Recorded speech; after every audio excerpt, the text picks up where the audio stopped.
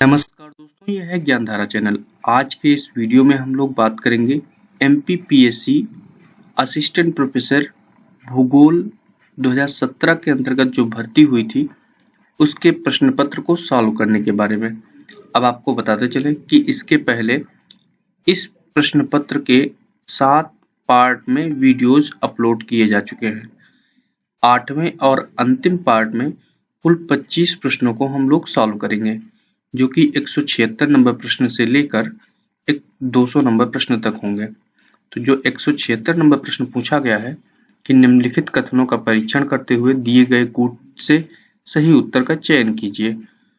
अब कथन कौन सा दिया हुआ कि रिहंद बांध सोन नदी की सहायक नदी पर है। तो ये कथन आपको क्या लगता है, सही है कि गलत है?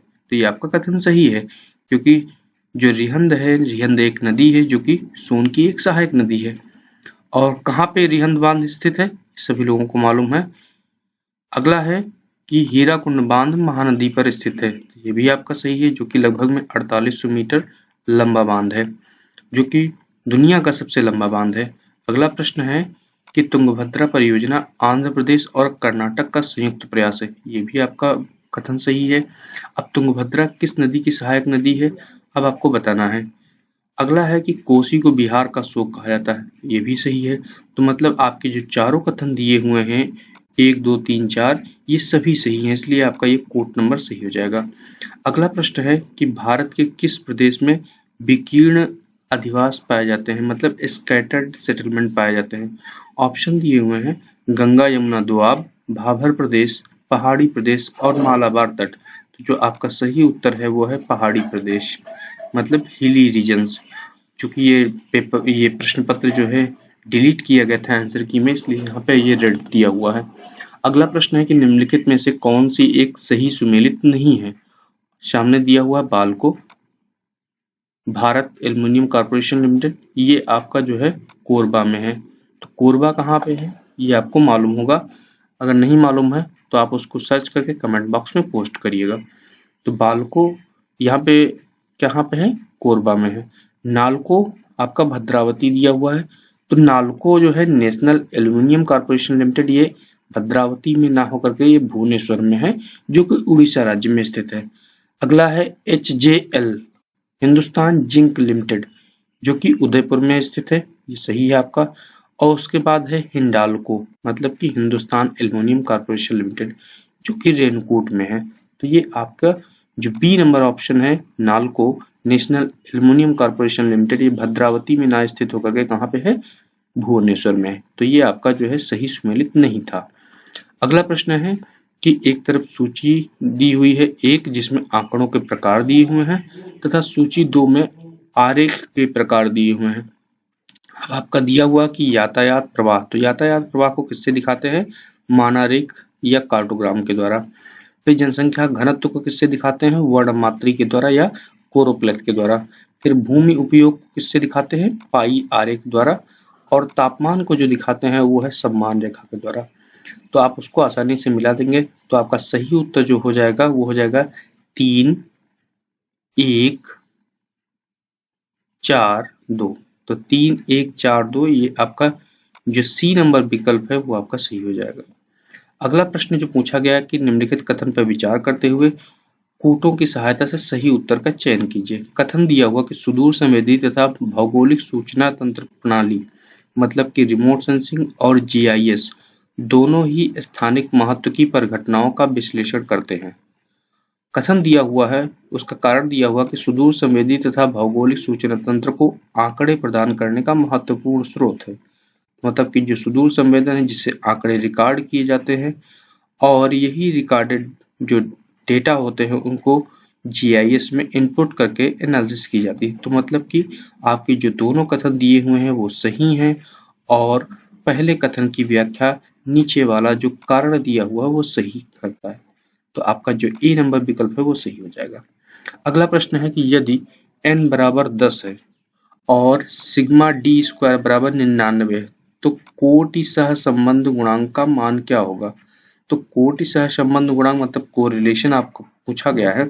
तो इसका जो फार्मूला होता है आपको याद होगा कि r बराबर 1 - 6 sigma d square upon n bracket में n-1 होता है, जो कि हमने आपको बताया था।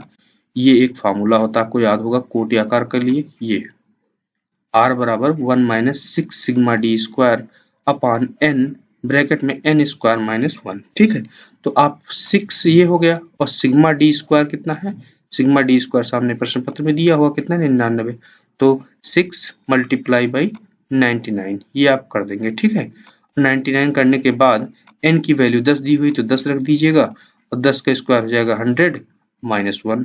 ठीक है, तो आप उसको जब सॉल्व करेंगे, फाइनली सॉल्व करके आएंगे तो ये आपका उत्तर आएगा 0.40। ठीक है, आप आसानी से लगा लीजिएगा। अगला प्रश्न है कि प्रकीर्ण का माप है, डिस्पर्सन की का जो किससे मापते हैं। ऑप्शन दिए हुए हैं माध्यिका द्वारा, ज्यामितीय माध्य द्वारा, प्रमाप विचलन या स्टैंडर्ड डेविएशन द्वारा या गणितीय माध्य द्वारा। तो आपका प्रमाप विचलन द्वारा होता है। अगला प्रश्न दिया हुआ कि घटते मापक के आधार पर मानचित्रों का सही क्रम है। घटते मापक का मतलब है कि जो सबसे वृहद मापक का जो मानचित्र है उसको पहले बताना है और उसके बाद जो अति लघु या लघु मापक का जो मानचित्र है उसको बताना। मतलब from large scale maps to small scale maps आपको बताने, सीक्वेंस बताने। ऑप्शन दिए हुए हैं एटलस मैप, भूसंपत्ति मैप, दीवारी मैप और स्थलाकृतिक मैप। ये 4 मैप्स के प्रकार दिए हुए हैं और उनका एक सीक्वेंस दिया हुआ है। अगला है भूसंपत्ति, स्थलाकृतिक, दीवारी, एटलस। अगला है स्थलाकृतिक, एटलस, दीवारी, भूसंपत्ति और उसके बाद है एटलस, दीवारी, स्थलाकृतिक और भूसंपत्ति।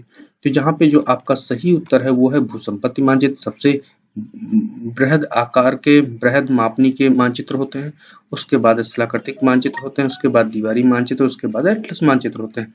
अब जो लार्ज स्केल मैप्स होते हैं और स्मॉल स्केल मैप्स होते हैं उसमें अंतर सबसे बड़ा यही होता है कि जो लार्ज स्केल मैप्स होते हैं उनमें छोटे पार्ट में सभी डिटेल्स, मतलब each and every part and each and every segment को दिखाया जाता है। मतलब कि वो कम एरिया के मैप्स होते हैं लेकिन उसमें डिटेल्स बहुत ज्यादा होते हैं, और जबकि स्मॉल स्केल मैप्स जो कि जिसमें एरिया बहुत बड़ा होता है लेकिन उसमें डिटेल्स कम होते हैं। तो ये आपको समझ लेना है। अगला प्रश्न है कि निम्नांकित कथन पर विचार करते हुए दिए गए कूट की सहायता से सही उत्तर का चयन कीजिए। कथन दिया हुआ कि निकटतम प्रतिवेशी विश्लेषण अधिवासों के क्षेत्रीय वितरण प्रतिरूप को ज्ञात करने के लिए किया जाता है, और कथन दिया हुआ उसका कारण दिया गया कि अधिवासों के क्षेत्रीय वितरण प्रारूप Rn मापनी द्वारा ज्ञात की जाती है। तो ये भी आपका सही है। तो आपके दोनों कथन सही हैं और उनकी व्याख्या करते हैं। तो अब आपको बताना है कि जो निकटतम पड़ोसी सिद्धांत है वो किसने दिया था, नियरेस्ट नेबर मेथड किसने दिया था। अगला प्रश्न है कि निम्नलिखित में से कौन सा एक दूर संवेग वनोन्मूलन का पता लगाने में सबसे महत्वपूर्ण है। मतलब कि कौन सी ऐसी रिमोट सेंसिंग का जो स्पेक्ट्रम है उसमें से कौन सा ऐसा पार्ट है जो कि वनोन्मूलन मतलब कि फॉरेस्ट डिग्रेडेशन का पता लगाने का सबसे अच्छा तरीका। ऑप्शन दिए हुए हैं तापीय इंफ्रारेड, थर्मल इंफ्रारेड, लघु तरंग या माइक्रोवेव, रडार वेव या कलर इंफ्रारेड या रंगीन इंफ्रारेड। तो आपका सही उत्तर है रंगीन इंफ्रारेड। ठीक है, अगला प्रश्न है कि निम्नलिखित में से लारेंज वक्र किसके लिए उपयुक्त है। ऑप्शन दिए हुए हैं विकसित तथा विकासशील देशों के बीच निर्धनता प्रतिरूप अध्ययन के लिए। अगला है जीडीपी प्रति व्यक्ति सामयिक बदलाव के लिए, 45 डिग्री की रेखा के सापेक्ष आय के संकेंद्रण को, विकास के प्रारंभिक अवस्था में न्यूनतम आय अंश की भागीदारी को। तो जो लारेंज वक्र है वो आपका दिखाता है कि क्या विचलन क्या है, मतलब 45 डिग्री रेखा के सापेक्ष आय के संकेंद्रण को दिखाता है। ठीक है, अगला प्रश्न है कि निम्नलिखित में से कौन सा बहुचरीय सहसंबंध गुणांक को दर्शाता है। अब बहुचरीय सहसंबंध गुणांक क्या होता है उसको आप मुझे कमेंट बॉक्स में पोस्ट करिएगा। यहाँ पे जो वैल्यू दी हुई है R 12.3, R 12.3, R 1.23 और R कैपिटल में 1.23। तो आपका ये ऑप्शन सही है। अभी जब हम आगे प्रैक्टिकल्स आपको पढ़ाएंगे वीडियोस के लेक्चर में तब आपको ये सब चीजों को क्लियर बताएंगे। अगला प्रश्न है कि ग्रामीण अधिवासों के स्थानिक वितरण प्रतिरूप का सबसे अच्छा अवलोकन किया जाता है। ऑप्शन दिए दीवारी मानचित्र द्वारा, भूसंपत्ति मानचित्र द्वारा, स्थलाकृतिक मानचित्र द्वारा या एटलस मानचित्र द्वारा। तो जो आपका सही उत्तर है वो है टोपोशीट्स के द्वारा या स्थलाकृतिक मानचित्र के द्वारा। अगला प्रश्न है कि सूची 1 को सूची 2 से मिलाते हुए सही उत्तर का चयन करना है। अब यहाँ पे क्या है आपको देखना है कि जो एक तरफ क्या दिया हुआ है, ध्यान से देखिएगा, एक मिनट। हाँ, तो आपका जो है एक तरफ सूची में प्रमापन तकनीक दी हुई है, प्रमापन मतलब कि स्केलिंग की टेक्निक दी हुई है, और दूसरी तरफ उनके प्रतिपादक कौन है वो दिया हुआ है। तो सबसे पहले जो है सामाजिक अंतर जो मापक है उसका जो प्रतिपादन किया था वो किया था बोगाडिस महोदय ने, ठीक है, बोगाडिस महोदय ने किया था। फिर उसके बाद स्केलोग्राम का जो मापन किया था वो गटमैन महोदय ने किया था। इसको आप पूरी तरह से याद कर लीजिएगा। इसी तरह से अंतरात्मक जो मापक मॉडल है उसका जो विकास किया था वो अर्नस्टन महोदय ने किया था, और संकलित दर मापक का प्रयोग जो है लिंकर्ट महोदय ने किया था। आप इस तरह से आसानी से इसको मिला दीजिएगा। अगला जो प्रश्न पूछा गया वो पूछा गया है कि निम्नलिखित प्रतिगमन तकनीक का निम्न में से कौन सा संभाव्य प्रतिचयन का भाग है, मतलब कि प्रोबेबिलिटी सैंपलिंग कौन सा है। इसमें ऑप्शन दिए हुए हैं। अब प्रोबेबिलिटी सैंपलिंग में चार चार ग्रुप दिए हुए, उनमें से चारों प्रोबेबिलिटी सैंपलिंग कौन से हैं ये आपको बताना है। तो जो श्रृंखला दी हुई कि क्रमबद्ध अंश सादृश्य स्तरीकृत, दैव स्तरीकृत क्रमबद्ध गुच्छित, दैव अंश गुच्छित स्तरीकृत, स्तरीकृत सौदेश्य दैव अंश। तो आपका जो सही उत्तर है वो है दैव स्तरीकृत क्रमबद्ध गुच्छित। अब दैव की अंग्रेजी क्या है वो आपको क्लियर याद रखना है कि रैंडम स्ट्रेटिफाइड सिस्टमेटिक क्लस्टर। तो आपको ये आपका जो है क्या है प्रोबेबिलिटी सैंपलिंग के पार्ट है। अगला प्रश्न दिया हुआ कि संख्या 6, 4, 8, 2, 12, 15, 10 माध्यिका का मान कितना होगा। अब यहाँ पे आपको सबसे पहले क्या करना है, गिन लेना है। आपको मालूम होगा कि माध्यिका निकालने के लिए दो फार्मूले हैं। कौन से फार्मूले हैं, अवर्गीकृत श्रेणी के लिए। तो अवर्गीकृत श्रेणी के लिए दो फार्मूले में जब नंबर्स जो है इवन मतलब सम है तो उसके लिए अलग फार्मूला है, अगर ऑड है मतलब विषम है तो उसके लिए अलग फार्मूला है। तो यहाँ पे पहले गिन लेना कितने अंक है, 1, 2, 3, 4, 5, 6, 7, 7 मतलब कि ऑड है, ठीक है। तो इसको सबसे पहले आरोही क्रम या अवरोही क्रम में आप इसको व्यवस्थित कर लीजिए, मतलब बढ़ते हुए क्रम में या घटते हुए क्रम में। तो हम लोग पहले मान लीजिए बढ़ते हुए क्रम में कर लेते हैं। सबसे पहले 2 आ जाएगा, 4 आ जाएगा, 6 आ जाएगा, 8 आ जाएगा, 10 आ जाएगा, 12 और 15 आ जाएगा, ठीक है। अब इसका फार्मूला है कि जब ऑड संख्या होती है तो जो माध्यिका निकालने का फार्मूला होता है कि m बराबर n+1/2वें पद का मान। तो n यहाँ पे कितना है, 7 है। n मतलब कि नंबर कितने हैं, 7। 7 + 1/2 मतलब हो गया 8/2, मतलब 4वें पद का मान, मतलब चौथे पद का मान। तो अब इसको आपने सीक्वेंस से लगाया था कि चौथे नंबर पर कौन सा आएगा। अगर असेंडिंग ऑर्डर में चलते हैं तो 2, 4, 2, 4, 6, 8। तो चौथा नंबर कौन आएगा, 8 आएगा। तो आपका सही उत्तर हो जाएगा 8, ठीक है। आप इसको कॉपी पे लगाने का प्रयास करिएगा, और नहीं आ रहा है तो मुझे कमेंट बॉक्स में पोस्ट करिएगा, मैं आपको फिर से बताऊंगा। अगला प्रश्न है कि भारतीय उपग्रह GSAT-19 किस तिथि को अंतरिक्ष में छोड़ा गया। ऑप्शन दिए 24 जनवरी 2002 को, 28 दिसंबर 1995 को, 5 जून 2017 को, 28 मार्च 2015 को। तो आपका सही उत्तर है 5 जून 2017 को। अगला प्रश्न है कि निम्नलिखित में से किस मानचित्रीय विधि का सामान्यतः उपयोग जनसंख्या घनत्व को प्रदर्शित करने के लिए किया जाता है। ऑप्शन दिए समोच्च रेखा का, वर्ण मानचित्र का, बिंदु मानचित्र का और सम्मान मानचित्र का। तो जो है ये है आपका कोरोप्लथ यूज करते हैं, ठीक है। और समोच्च रेखा किसके लिए यूज करते हैं, समुद्र तल से समान ऊंचाई वाले बिंदुओं को दिखाने वाली जो एक काल्पनिक रेखा होती है जिसे समोच्च रेखा कहते हैं। इसको अंग्रेजी में आइसोहाइप्स भी कहते हैं। इसी तरह से जो बिंदु विधि होती है उसमें जनसंख्या के घनत्व को न प्रदर्शित करके जनसंख्या के वितरण को प्रदर्शित किया जाता है। और सम्मान रेखाएं आप लोग जानते ही हैं।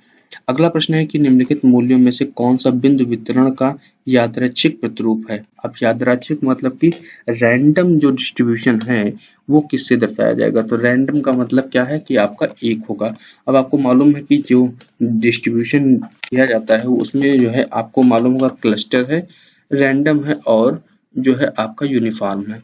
तो आपको मालूम होगा जब वैल्यू 0 होती है तो वो आपके क्लस्टर जो है दिखाती है, क्लस्टर वैल्यू को दिखाती है। अगर 1 है तो आपका रैंडम दिखाती है, और अगर 2.15 है तो वो आपकी जो है दिखाती है कि जो डिस्ट्रीब्यूशन है वो यूनिफॉर्म है।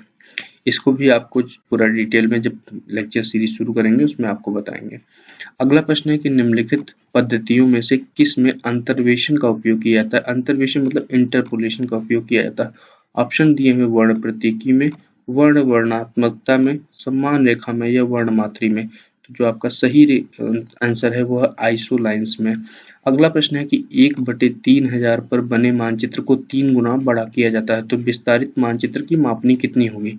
ऑप्शन दिए हुए हैं 1:5000, 1:1000, 1:10,000, 1:12,500। तो जो अब कहा गया बड़ा करने के लिए मतलब कि लार्ज स्केल, ये नॉर्मल स्केल दिया हुआ है, इसको बड़ा करना है 3 गुना मतलब लार्ज स्केल पे करना है, तो ये हो जाएगा 1:1000। अब आप मुझे बताइए, कमेंट बॉक्स में पोस्ट करिए कि इसी को अगर 3 गुना छोटा करना हो तो उसका स्केल कितना होगा। आप मुझे कमेंट बॉक्स में पोस्ट करिएगा।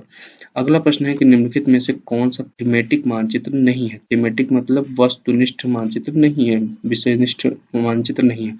ऑप्शन दिए हुए हैं कि जनसंख्या घनत्व दिखाने वाला मानचित्र तो सही है, खनिजों का वितरण दिखाने वाला मानचित्र ये भी सही है, जूट उत्पादक क्षेत्रों को दिखाने वाला मानचित्र ये भी सही है, मापक पर 1/50,000 पर बना धरातल मानचित्र। तो ये थीमेटिक मानचित्र ना होता है, बल्कि ये एक जनरल पर्पज मानचित्र होता है, सामान्य वितरण, जिसमें कि नेचुरल एंड कल्चरल फीचर्स दोनों को दिखाए जाते हैं। अगला प्रश्न जो है कि आवृत्ति वितरण दर्शाने के लिए निम्नलिखित में से कौन सा सर्वाधिक उपयुक्त है। ऑप्शन दिए हुए हैं दंड आरेख, आयत चित्र, पाई आरेख और रेखा ग्राफ। तो जो आपका सही उत्तर है वो है आयत चित्र। अगला प्रश्न है कि निम्नलिखित में माध्यिका कौन सा है। ऑप्शन दिए हुए सारणी में ऐसा अंक जिसके आसपास समंक केंद्रित हों, आंकड़ों के योग को उनकी संख्या से विभाजित करने पर प्राप्त अंक, श्रेणी में अधिकतम आवृत्ति में पाया जाने वाला अंक, सारणी को 2 बराबर भागों में बांटने वाले मध्य का अंक। तो ये आपका जो लास्ट विकल्प है वो आपका सही है। और जो ये आपका है ये आपका बहुलक कहलाता है कि श्रेणी में अधिक आवृत्ति में पाया जाने वाला अंक, और अंकों को उनकी संख्या से विभाजित करने वाला ये माध्य कहलाता है। ठीक है, तो ये आपका सही हो गया। अगला प्रश्न है कि निम्नलिखित में से कौन सी द्विचरीय संबंध को विधि नहीं है, मतलब द्विचरीय बाईवेरिएट कोरिलेशन की मेथड नहीं है। ऑप्शन दिए हुए कार्ल पियर्सन के मेथड, आंशिक सहसंबंध मेथड, स्पीयरमैन की कोटि गुणांक विधि या सहसंबंध की न्यूनतम वर्ग विधि। तो जो आपका सही उत्तर है वो है कि आंशिक सहसंबंध की विधि, जो कि बाईवेरिएट कोरिलेशन मेथड नहीं है। अगला जो प्रश्न है, अब आप देखिए कि यहाँ पे आपके लगभग 200 प्रश्न पूरे हो गए। तो इस पार्ट में हमने 25 प्रश्नों को सॉल्व किया और इसके पहले 7 पार्ट मतलब कुल मिला के 8 पार्ट्स में 25-25 प्रश्न करके कुल 200 प्रश्नों को सॉल्व किया गया। इन 200 प्रश्नों से 300 प्रश्न और एक्स्ट्रा आपसे पूछे गए या आपको बताया गया, अर्थात एक प्रश्न पत्र को देखते हुए हमने 500 प्रश्न आपको सॉल्व कराने का प्रयास किया। इसीलिए हम लोग धीरे-धीरे सीखते हैं, बहुत जल्दबाजी नहीं है, लेकिन आपको धीरे-धीरे चीज़ों को सीखते हुए, समझते हुए तब आगे बढ़ना होता है। ऐसा नहीं होता है कि आप क्या करेंगे कि मान लीजिए कि आपने ये उठाया, निम्नलिखित में से कौन-सी माध्यिका है, तो आपने जो उत्तर था बस उतना देख लिया, भाग लिए, है ना? तो अब आपको यहाँ पे ये देखना कि इसका क्या मतलब होगा, क्या प्रश्न बन सकता है, अगर ये आता है तो इसका उत्तर क्या होगा। इस तरह से आपको सोचते समझते हुए आगे बढ़ना होगा।